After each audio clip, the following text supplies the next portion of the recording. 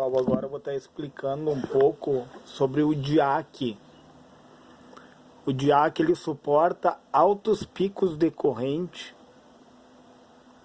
e ele conduz só se a tensão for maior que o break-over dele.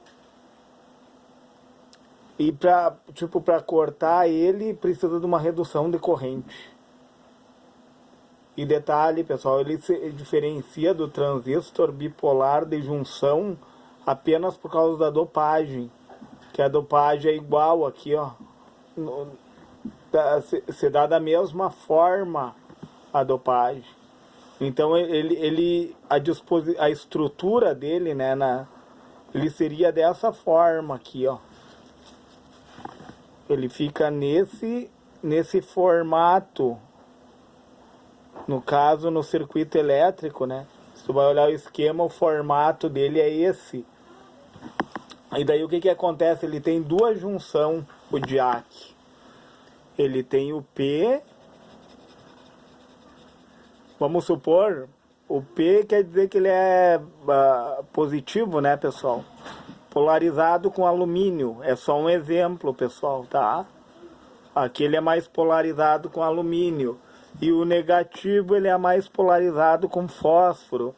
Eu sei, pessoal, que tem vários tipos de dopagens. É só para fins didáticos, para entender o componente. Então, como que ele funciona?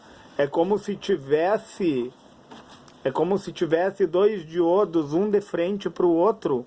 É um TBJ PNP, pessoal. PNP, ó. Mas a dopagem diferencia o diac do TBJ, né? Então, o que acontece? Um diodo é dois diodos Zener, um de frente para o outro. É mais ou menos essa configuração. Aliás, é essa configuração, né? Então, o diodo Zener, no sentido direto, ele vai ter uma queda de tensão de 0,7 volts sobre ele ali. No sentido direto, certo, pessoal? E no sentido inverso, ele só vai conduzir quando tu chegar na tensão Zener dele. Vamos supor que sejam uns 20 volts a tensão Zener dele aqui, ó. Então vai cair sobre ele, só vai haver uma condução, pessoal, se exceder esse valor. Porque vai ter uma queda de tensão, nesse exemplo aqui, de 20,7 volts. Para ele poder conduzir, né? O ponto quiescente dele é 20,6, que ele está quase 20,7, daí já é a queda de tensão, seria o ponto quiescente, né? E a saturação teria que exceder esse valor, né? Para ele poder saturar e conduzir, como nós sabemos, né? Então, ele é interessante para quê? Qual a finalidade dele? Tipo, se tu tem ali, ó, um triac, certo? Para acionar o gate de um triac, é necessário o diac, tá? Senão, tu teria que usar um diodo, certo? Um diodo mais um capacitor, pessoal, para poder saturar um triac. Vou fazer um triac aqui só para fins didáticos, pessoal. Deixa eu ver aqui, ó, eu desenhei mal, só para aqui. Desculpa, pessoal, eu não sou muito bom desenhista. Tá? Aqui é o gate do triac, ó, pessoal. Aqui é um triac, tá? Só para fins didáticos, tá? Então, tipo, para saturar um triac eu precisaria de um diodo. Porque o que acontece? O diodo vai conduzir com uma queda de tensão sobre ele, né? E mais um capacitor, entendeu? Para poder suprir. E claro, né, pessoal? Esse diodo aqui, ele tem uma queda de tensão de 0,7 volts aproximadamente. E o que acontece? O capacitor, um capacitor eletrolítico aqui de um valor elevado, porque ele vem à Terra, se autocarrega e depois, para poder suprir, ele vai se descarregar lentamente, pessoal. Para poder suprir a falta aqui, ó. Então, o que acontece? O diac substitui essa configuração aqui, ó. Só que daí, além do diac, tu tem que botar um resistor para te não queimar a base do triac, né? Tipo aqui, ó. Eu fiz outro desenho, pessoal. Ó. Então, o que que acontece, ó? Eu vou ligar no meu 220, né? Aqui eu vou ter um trim-pot, que seria um resistor variável, né? De 100K, 100 mil ohms. Mais outro resistor de 10K, 10 mil ohms e o diac, ó. O diac, ele tá ligado no gate aqui, ó. Vocês podem ver, tem dois resistores, ó. Um controlado e o outro não, ó. São resistores em série, né? Eles estão em série.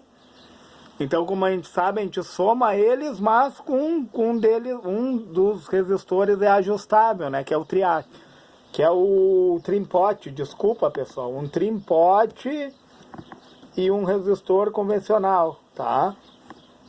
E mais o capacitor de 220 nanofarad aqui, ó. Então, o que que acontece? O diac, ele vai funcionar como se fosse um diodo. No caso, nesse formato, né? Teria que ter um diodo e um capacitor.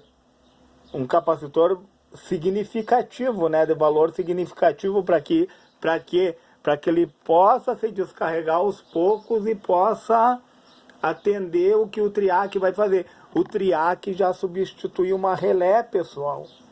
Tipo aqui, eu posso ligar uma lâmpada num sentido, né? E no outro sentido eu posso ligar um motor, ó. Que legal isso, né, pessoal? O triac faz isso. Tu consegue ligar uma lâmpada, ele faz a função de uma relé. Tipo a relé, ao desacionar a relé, tu pode ligar esse motor. Ao acionar a relé, tu liga a lâmpada. Olha que legal o funcionamento do triac.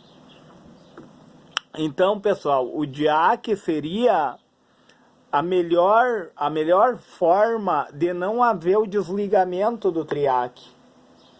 Porque, tipo, se não tem aquele diodo e aquele capacitor, o diac, quando chega em nível zero, ele zera, ele para de funcionar em nível zero. Entendeu?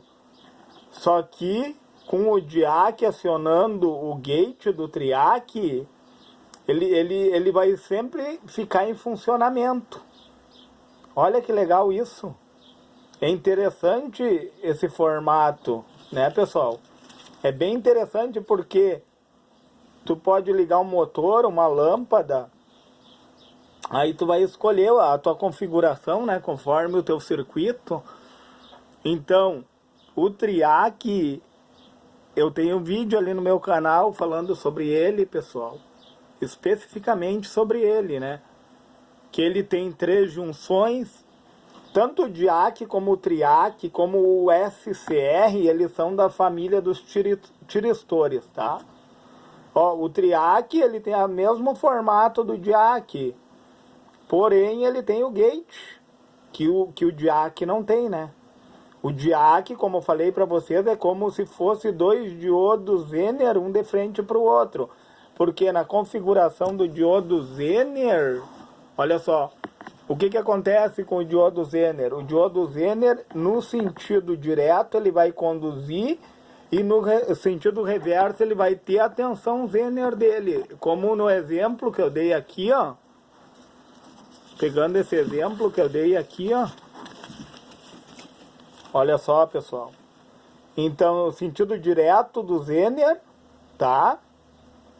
Vai ter uma queda de tensão de 0,6, 0,7 volts, igual o diodo convencional.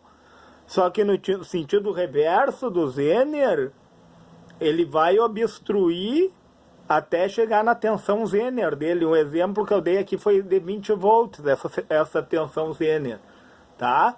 Então, eu vou ter que ter acima de 20,7 volts para ele poder conduzir. Entenderam? Vamos dizer que eu coloque uns 30 volts aqui, ó, no terminal.